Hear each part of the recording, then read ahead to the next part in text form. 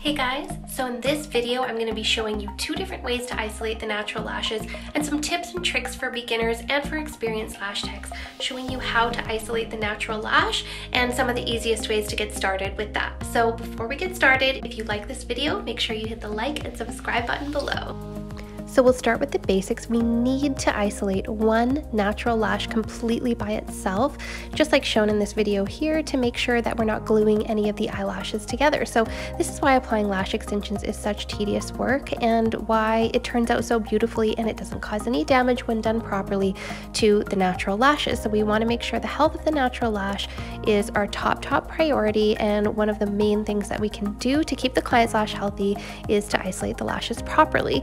But when you're first starting out, it can be a bit difficult. Like even when you're starting out just with a brand new set and you're not doing a fill, I find it is a bit more difficult to isolate. So what I do is I actually grab both of my tweezers, let's say a volume pair and my isolation pair, and I just start filing through those lashes until I find one that looks like this. So obviously this one is long enough and strong enough to support an extension, so I want to make sure I'm choosing the right lash while I'm isolating as well. And then I can go in with the appropriate lash extension and apply that to the isolated natural lash. So you can see I'm keeping my isolation tweezer open this entire time. I actually don't have to do much with it. Once it's open, it stays open.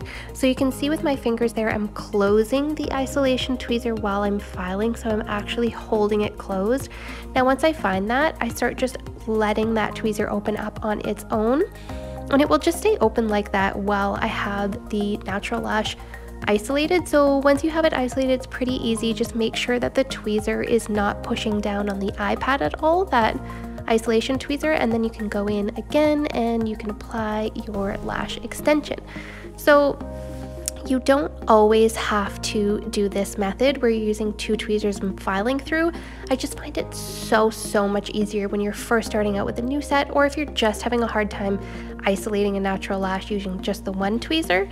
You might as well use both. It's going to save you a lot of time and effort. You can see how you just file through, find that one that you want. I always like to start with those longer lashes, and then I can look through for the rest afterwards and grab your lash and apply it. But like I said, you don't always have to use 2 tweezers. So another method is just by using your isolation tweezer on its own.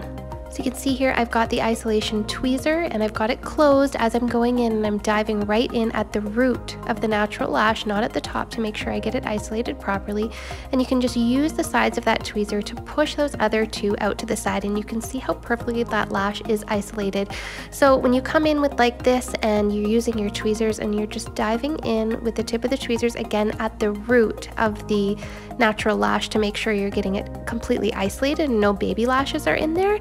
And that's a great way to isolate, and it can be a little bit faster than the filing through method if you get it kind of on the first try. Now if you're struggling, just go back to that first method and use that one.